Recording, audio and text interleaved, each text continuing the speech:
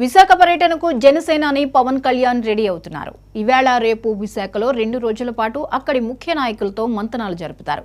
15 assembly నియోజకవర్గాల సమన్వయకర్తలతో వేర్వేరుగా పవన్ కళ్యాణ్ మాట్లాడతారు.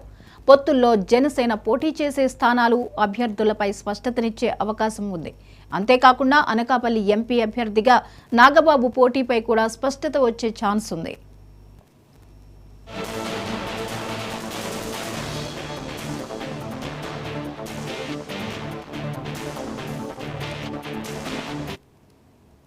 విజయనగరం, విశాఖ నుంచి సీట్లను జనసేన ఆశిస్తోంది. వైజాగ్ సౌత్, భీమిలి, యలమంచిలి, చోడవరం, పెందుర్తి, గాజువాక స్థానాలపై జనసేన పోటీ చేయాలని భావిస్తుంది.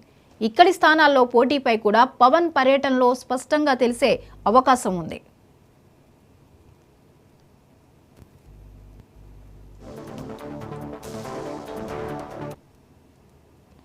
రైట్, మొత్తానికి విశాఖ పర్యటనకు జనసేనాని పవన్ కళ్యాణ్ రెడీ అవుతున్నారు. ఈవేళ రేపు కూడా విశాఖలోనే 2 రోజుల పాటు ముఖ్య నాయకులతో మంతనాలు జరపనున్నట్లుగా తెలుస్తోంది.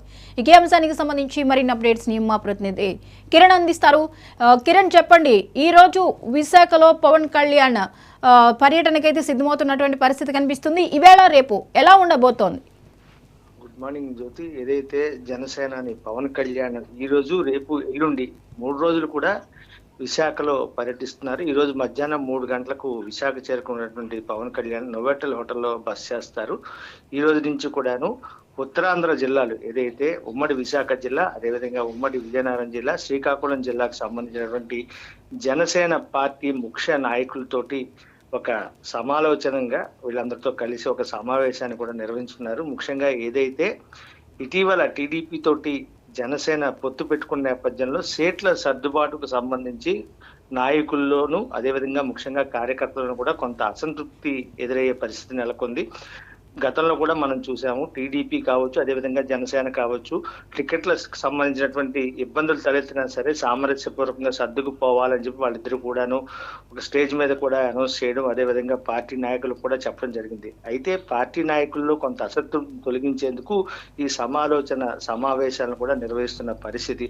ఎక్కడైతే ఆశావాహులు ఉన్నారో ఇరు పార్టీలకు సంబంధించి అక్కడ సీట్ల సర్దుబాటులో కొంత ఇబ్బందులు ఎదురైనప్పుడు కూడాను గెలిపే లక్ష్యంగా ఏదైతే అధికార పార్టీ ఓటమే తమ లక్ష్యంగా ముందు నుంచి కూడా ప్రకటిస్తున్నటువంటి జనసేన పవన్ కళ్యాణ్ ఖచ్చితంగా ఈసారి 2 పార్టీలు కలిసి ప్రభుత్వాన్ని స్థాపించాలని చెప్పి ఒక నిర్ణయానికి వచ్చే ఈ పొత్తు ఉన్న నేపథ్యంలో అన్ని చోట్ల కూడా మొత్తం ఆంధ్రప్రదేశ్ నుండి 170 నియోజకవర్గాలకు సంబంధించి పార్టీ సీనియర్ నేతలు కావచ్చు, ఇటీవల కొత్తగా వివిధ పార్టీలు ఏదైతే అధికార పార్టీ కానీ ఇతర పార్టీల నుంచి వచ్చినటువంటి వాళ్ళు ఎవరైతే ఉన్నారో ఈ ముఖ్య నాయకులందరితోనూ కూడాను సమావేశాలు నిర్వహించడానికి పవన్ కళ్యాణ్ సిద్ధమయ్యారు. ఈ నేపథ్యంలోనే ఈరోజు విశాఖపట్నం చేరుకునేటువంటి పవన్ కళ్యాణ్ 3 జిల్లాలు, ఉత్తరాంధ్ర జిల్లాలతో పాటు ఇటు తూర్పుగోదావరి జిల్లాతో కూడా 3 రోజుల పాటు ఈ సమావేశాన్ని నిర్వహించనున్నారు.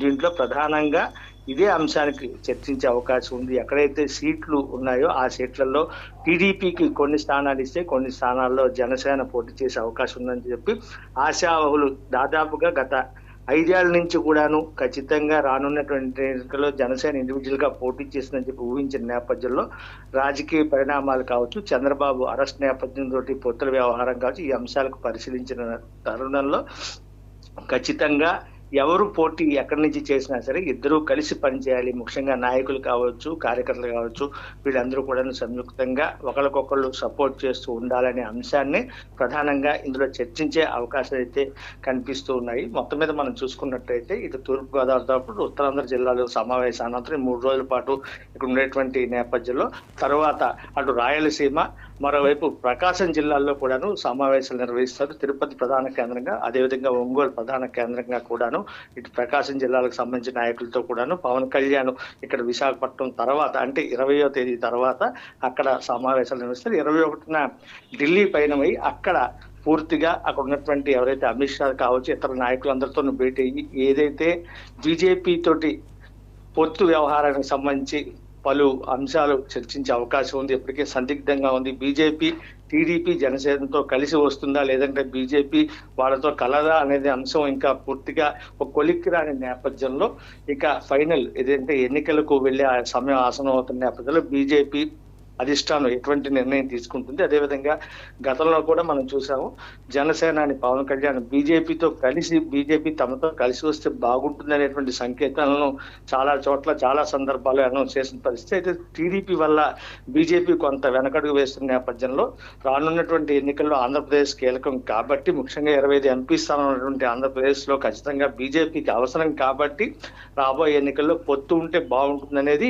టీడీపీ జనసేన అభిప్రాయం. ఈ నేపథ్యంలో బీజేపీ ఖచ్చితంగా తమతో కలిసి వస్తుందనే ఆలోచన అయితే పవన్ కళ్యాణ్ చేస్తున్న పరిస్థితి. ఈ నేపథ్యంలోనే 21వ తేదీన ఢిల్లీ వెళ్ళేటువంటి పవన్ కళ్యాణ్ అమిత్ షా ఇతర అధినాయకులతో అందరితో కూడా చర్చించే అవకాశం ఉంది. ఆ తర్వాత ఈ నెలాఖరు నుంచి కూడాను జనంలోకి జనసేన వచ్చే అవకాశం కనిపిస్తుంది. గతంలో మనం చూసుకున్నట్లయితే వారాహి యాత్ర కూడా నిర్వహించడం జరిగింది.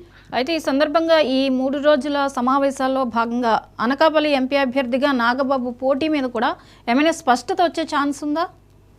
ఖచ్చితంగా వచ్చే అవకాశం ఉంది. ఎందుకంటే ఇప్పటికే పవన్ కళ్యాణ్ ఒక కమిట్మెంట్ తో వ్యవహరిస్తున్న నేపథ్యంలో ఎవరైతే కొనతాల రామకృష్ణ ఒక కమిట్మెంట్ తీసుకుని పార్టీలోకి వచ్చారనేటువంటి సంకేతాలు స్పష్టంగా తెలుస్తున్నాయి. ఖచ్చితంగా తాను అనకాపల్లి జిల్లా ఎంపీగా పోటీ చేస్తానని చెప్పుకోవడానికి గతంలో పలుమార్లు చెప్పిన సంగతి. అయితే నాగబాబు కూడాను ఇదే ప్రాంతం నుంచి ఎక్స్పెక్ట్ చేస్తున్న నేపథ్యంలో మొన్న మనం చూసుకున్నట్లయితే నాగబాబు ఇప్పటికే పర్సనల్ గా కూడాను కొనతాలను కలవడం జరిగింది. అయితే ఏం జరిగిందా అనే విషయాలు పక్కన పెట్టినట్టయితే ఖచ్చితంగా తాను ఇక్కడి నుంచి పోటీ చేసే ఛాన్స్ అయితే కనిపిస్తున్నట్టుగా ఉంది.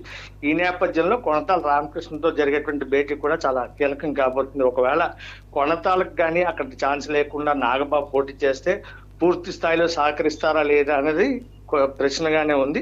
అయితే మొత్తం మీద మనం చూసుకున్నట్టయితే మరోవైపు టీడీపీ నుంచి బైరా దిలీప్ చక్రవర్తి కూడాను అక్కడ టికెట్ ఇచ్చే అవకాశాలు కనిపిస్తున్నాయని చెప్పి ఊహాగానాలు కూడా వెలువెత్తిన పరిస్థితి. బైరా దిలీప్ చక్రవర్తి కూడాను అక్కడ పలు సేవా కార్యక్రమాలు కూడా చేసినటువంటి పరిస్థితి. Right, thank you Kiran.